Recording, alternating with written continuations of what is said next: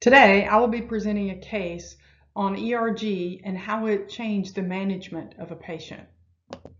I am Frances Bynum from rural Northwest Tennessee in a small town, Martin, Tennessee. In the fall of 2022, we acquired the ERG in our practice.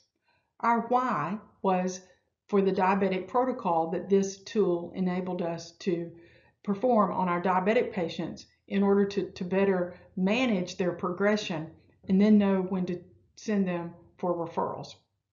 As we used this more and more and developed our own protocols within the office, we realized that there was more and more patients that we could use this instrument on. Hypertensive retinopathy and other perhaps vascular things where structure and function was not really matching up. So today's case that I wanted to present was a 46-year-old white male with no family history, no ocular history. His acuity was 20/20 in both eyes, and the only complaint that he had was when I drive at night, it's a bit difficult. I have some difficulty seeing. So on examination, there was no refractive error, and as we dilated his eyes and looked inside of his eyes, I realized there were some pigment changes nasally on both eyes. Upon further investigation, I realized that these were some mild bone spicules. We then did an autofluorescence on him, and you can see in these pictures there's quite a bit of retinal loss in the nasal aspect of his retinas. Then a visual field confirmed that there was a bit of a nasal defect as well.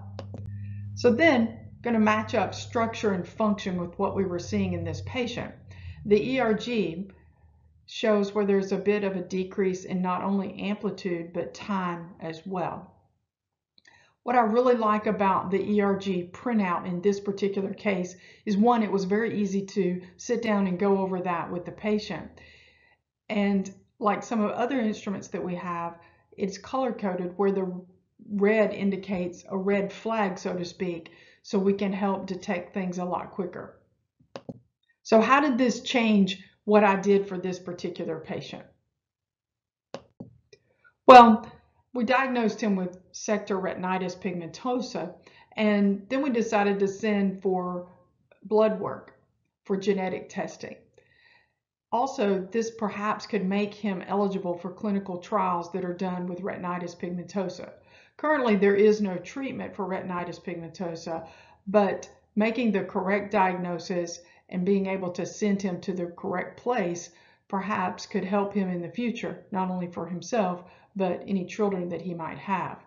Also, educating him on the nature of retinitis pigmentosa and perhaps the progression that might occur. Also, the discussion of night driving, that perhaps he should not night drive or in low light times such as cloudy days or rainy days as well. So this technology, adding it to my practice, has certainly made a difference in our patients and patient care. It has been easy to implement this with not only me learning how to do the test, but my technicians as well, and then incorporating it into patient flow. Because it's a portable device, patients don't have to move from room to room to do this, and the test time is very quick. And the printouts are really user-friendly as far as being able to perform the test, print out, and give immediate results to our patients. So the bottom line is the purchasing of an ERG and incorporating that into the practice not only made us better diagnose patients, better manage patients and their progression, and then knowing when to make that adequate referral for our patients. Thank you so much.